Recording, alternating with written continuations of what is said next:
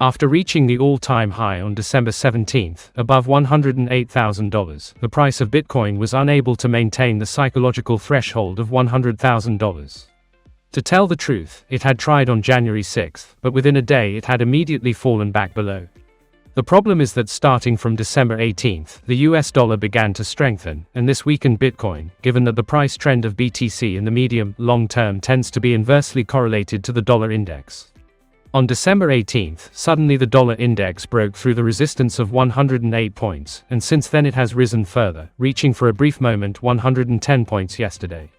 Just yesterday, in fact, it was the worst day for Bitcoin since it recorded new all-time highs shortly after mid-December. If already on January 7 the price of BTC had fallen below $97,000, until yesterday it had remained substantially around $93,000, even though with a brief excursion below $92,000 on January 9. Yesterday, however, it not only fell below $91,000, but for a brief moment it even fell below $90,000. Yesterday's point is the lowest reached by the price of Bitcoin since December 17 onwards. The price of Ethereum has even done worse. Taking as a reference the ratio between the market capitalization of Bitcoin and that of Ethereum, a month ago it was less than 4.3 times, but it was already on the rise. On January 5, however, it was just above 4.4 times, so quite in line with that of a month ago.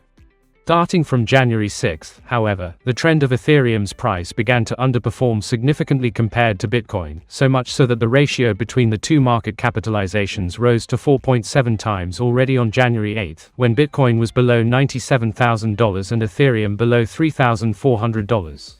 Things then from this point of view have worsened even further, up to the maximum peak of this period reached just yesterday at over 5 times, with Bitcoin dropping to $92,000 but Ethereum dropping even below $3,000.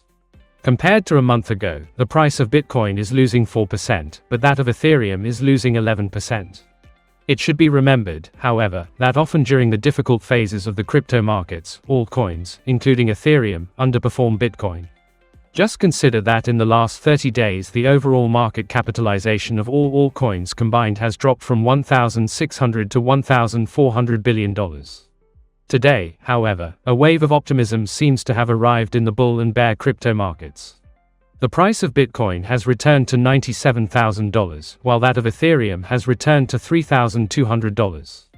The ratio between market capitalizations, however, is still high, 4.9, and this suggests that in the event of a bullrun recovery, Ethereum could even outperform Bitcoin for a certain period, although this has not yet occurred.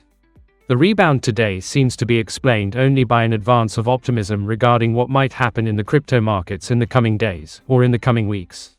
In fact, in the coming days, a decline in the dollar index is expected, which could favor a rise in the price of Bitcoin, which in turn could bring along Ethereum and the altcoins. Furthermore, often in phases like this at the end of January, a bull run has started, and there seem to be many who hope that this can happen. There are, however, also those who argue that today's rebound could be just a bull trap, meaning a trap for those who are opening long positions, perhaps on leverage. January 15, 2025, the data regarding inflation in the USA for December will be released. The key data, which could have consequences on the Fed's monetary policies, is the one concerning core inflation. The markets are pricing in that the data to be released tomorrow will be in line with that of December, 3.3%. On the other hand, since September, the annual core inflation in the USA has been stuck at 3.3%, therefore it is even too easy to predict that it may have remained the same in December. However, it is not certain that the data to be released tomorrow will be exactly 3.3%. If it were to be higher, even slightly, the markets might react poorly, because they might start to imagine that the Fed could be forced to make its current monetary policy more restrictive, already restrictive for many months now.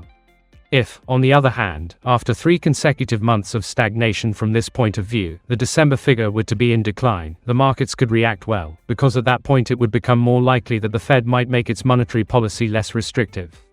Today it almost seems that the markets are daring to anticipate precisely this second scenario, which, however, in the current state of affairs, does not actually seem particularly likely.